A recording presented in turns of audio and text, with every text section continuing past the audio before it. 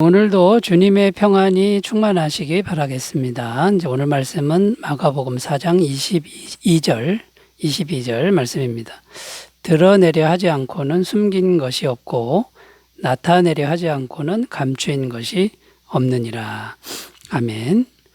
자, 오늘 말씀은 표현 방식이 어려워서 무슨 뜻인지 선뜻 이해가 잘 안 되는 그런 구절이라고 할 수 있습니다.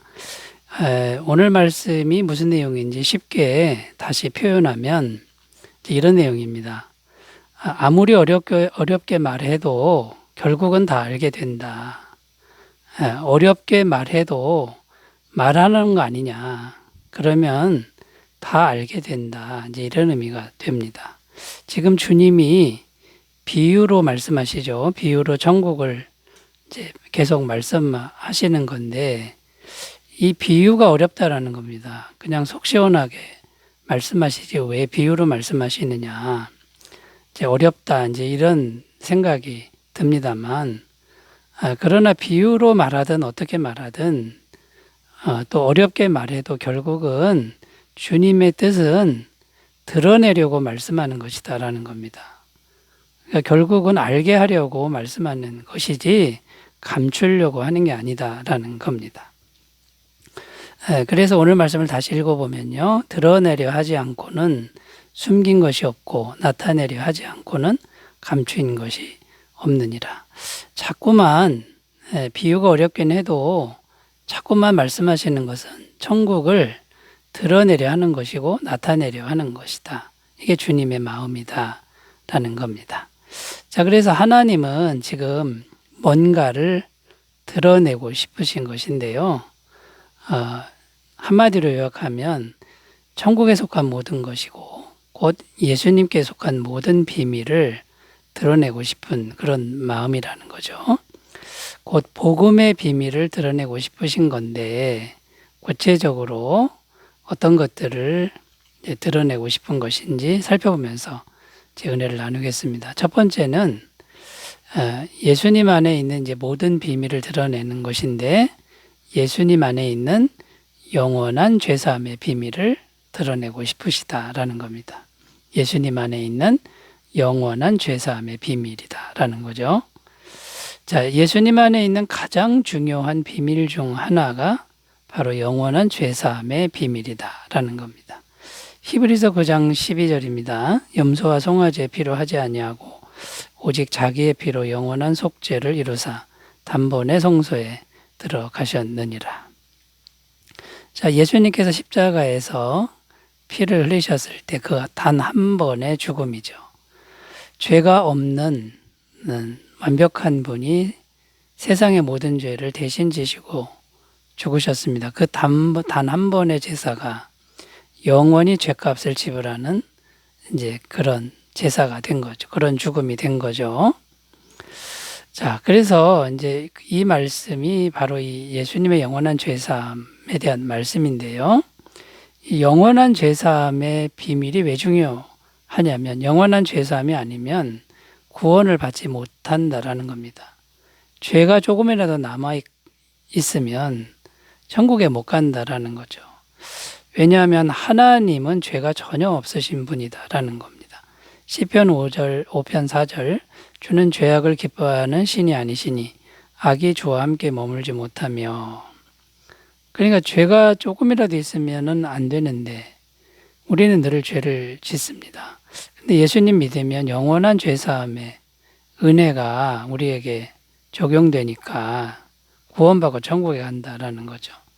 이사야 59편 2절입니다. 오직 너희 죄악이 너희와 너희 하나님 사이를 갈라놓았고 너희 죄가 그의 얼굴을 가리어서 너희에게서 듣지 않으시게 함이니라. 그러니까 죄가 있으면 하나님과 단절이 될 수밖에 없다라는 겁니다. 자, 그래서 우리가 지금 이 세상에 죄가 있는 가운데 살아가고 우리 안에도 죄가 있는데 이 세상에 엄청난 비극들, 질병들, 아픔들, 고난 이런 것들이 다 죄로부터 우리에게 왔다라는 거고요.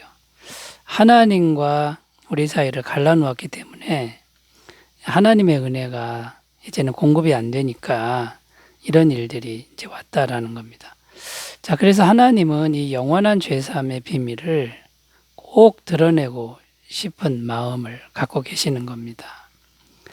자, 그래서 이 영원한 죄사함은 이제 어떻게 이루어졌냐면 예수님의 은혜로 이루어진 것이죠. 요한일서 3장 5절입니다. 그가 우리 죄를 없애려고 나타나신 것을 너희가 아나니 그에게는 죄가 없느니라. 죄가 없는 분이 이제 십자가에서 대신 죽으신 겁니다. 이사야 53장 6절입니다. 우리는 다 양 같아서 그릇 행하여 각기 제 길로 갔거늘 여호와께서는 우리 모두의 죄악을 그에게 담당시키셨도다. 자, 이렇게 예수님이 이제 대신 죄를 지시고 죽으심으로 이 영원한 죄사함을 이루어 놓으셨습니다. 자, 이게 비밀인데요. 이거는 영원히 비밀이 아니라 알게 되는 비밀이라는 거죠. 근데 이것을 전했을 때 알게 되는 것이 이게 이제 신비이고 하나님의 은혜다라는 겁니다. 자, 그럼 우리의 할 일은 오직 예수님을 믿고 의지하는 일이다. 이제 이걸 깨닫는 것이다라는 겁니다. 갈라디아서 2장 16절입니다. 사람이 의롭게 되는 것은 율법의 행위로 말미암음이 아니요 오직 예수 그리스도를 믿음으로 말미암는 줄 알므로 우리도 그리스도 예수를 믿나니 이는 우리가 율법의 행위로서가 아니고 그리스도를 믿음으로써 의롭다함을 얻으려 함이라. 율법의 행위로서는 의롭다함을 얻을 육체가 없느니라. 그러니까 우리의 노력이나 또 우리의 선행 이런 것으로는 이 죄사함이 되지 않습니다. 영원한 죄사함이 될 수가 없고 우리는 또 계속 죄를 질 수밖에 없는데 예수님을 믿는 이 한 가지로 영원한 죄사함이 되어 이제 구원을 받게 되는 것이죠. 자, 구원받은 성도인 우리는 이 비밀을 이미 깨달아 알게 되었다라는 거죠. 그런데 하나님의 마음은 누구에게라든지 그 다음에 세상 끝까지 영원한 죄사함의 비밀을 이제 드러내고 싶은 마음이라는 것을 우리가 기억하시고 함께 노력하셨으면 좋겠습니다. 자, 두 번째로 가보겠습니다. 하나님이 드러내고 싶으신 비밀. 두 번째는요, 예수님 안에 있는 풍성한 은혜의 비밀이다라는 겁니다. 그러니까 예수님 안에는 너무나 풍성한 은혜가 있다라는 것을 드러내고 싶다. 알게 하고 싶다라는 게 하나님 마음이라는 겁니다.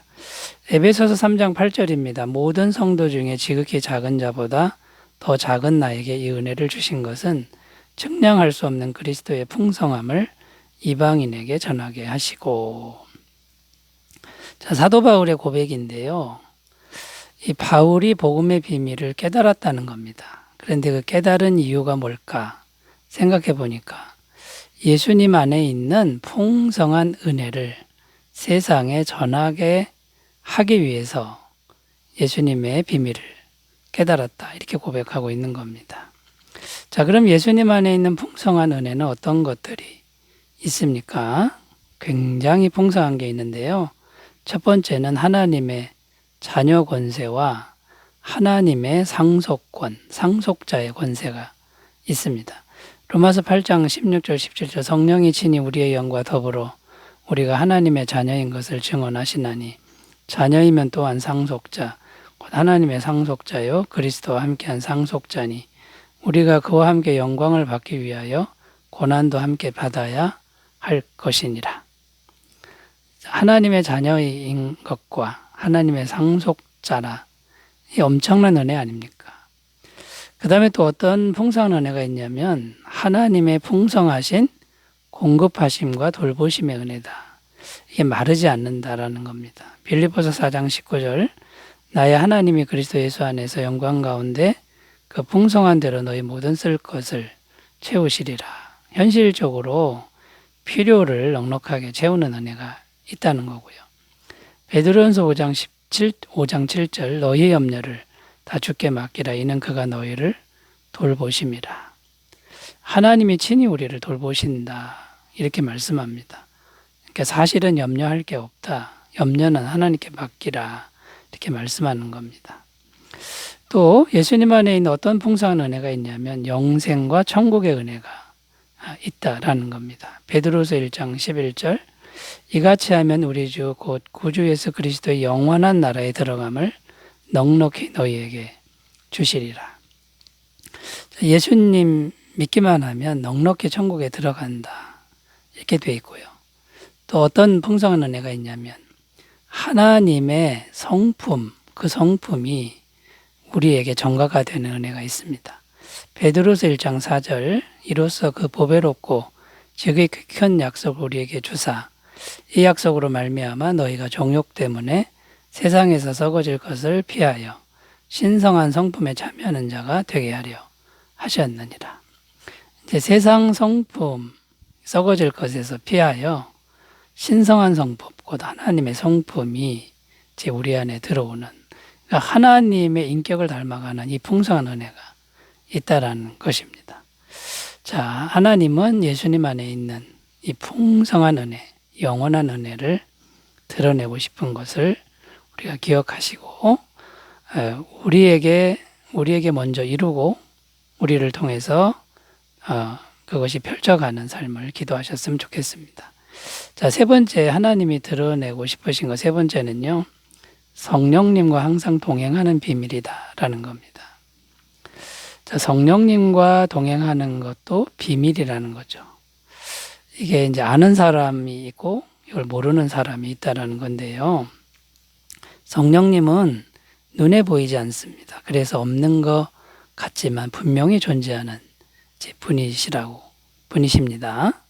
그래서 비밀 같지만 반드시 드러나고요. 또 드러내고 싶으신 거죠. 자, 그런데 예수님을 구주로 믿고 죄사함을 받은 사람에게는 이게 드러난다라는 겁니다. 성령님의 비밀이 드러난다는 거죠. 사도행전 2장 38절 베드로가 이르되 너희가 회개하여 각각 예수 그리스도 이름으로 세례를 받고 죄사함을 받으라 그리하면 성령의 선물을 받으리니. 자, 그러니까 비밀인데 예수님 믿고 죄사함 받은 사람에게는 드러나는 이런 일인데 이 성령님의 비밀을 우리가 다 경험하셨으면 좋겠습니다. 자, 그러면 이제 이 성령님을 우리가 경험해야 되는데 일단은 약속의 말씀을 믿고 기도해야 된다라는 겁니다. 그러니까 우리 힘으로 이걸 알 수 있는 게 아니라 기도할 때 성령님이 오신다라는 거죠. 사도행전 1장 4절 5절 사도와 함께 모이사 그들에게 분부하여 이르시되 예루살렘을 떠나지 말고 내게서 들은 바 아버지께서 약속하신 것을 기다리라. 요한은 물로 세례를 베풀었으나 너희는 몇 날이 못 되어 성령으로 세례를 받으리라 하셨느니라. 그러니까 약속의 말씀을 붙들고 기도하시다 보면 성령이 오신다. 그러면 경험할 수 있다라는 겁니다. 그리고 평상시에도 항상 기도하는 습관이 중요한데 그러면 성령님이 충만하게 임하시는데 평강으로 오신다라는 거죠. 빌립보서 4장 6절 7절 아무것도 염려하지 말고 다만 모든 일에 기도와 간구로 너희 구할 것을 감사함으로 하나님께 아뢰라. 그리하면 모든 지각에 뛰어난 하나님의 평강이 그리스도 예수 안에서 너희 마음과 생각을 지키시리라. 그러니까 평상시에 모든 일에 기도하는 이런 습관을 기르시면 성령님과 동행하게 될 줄로 믿습니다. 그 다음에 말씀을 사모하는 겁니다. 말씀을 사모하면 성령님이 깨닫게 하신다라는 거죠. 요한복음 14장 26절 보혜사 곧 아버지께서 내 이름으로 보내실 성령 그가 너희에게 모든 것을 가르치고 내가 너희에게 말한 모든 것을 생각나게 하리라. 자, 여러분 하나님이 드러내고 싶은 이 복음의 비밀을 우리도 잘 드러내기를 바라겠습니다. 기도합니다. 하나님 아버지, 예수 안에 있는 놀라운 비밀을 잘 드러내는 우리들이 되게 하옵소서. 예수님 이름으로 기도드립니다. 아멘. 은혜 충만하시기 바라겠습니다. 감사합니다.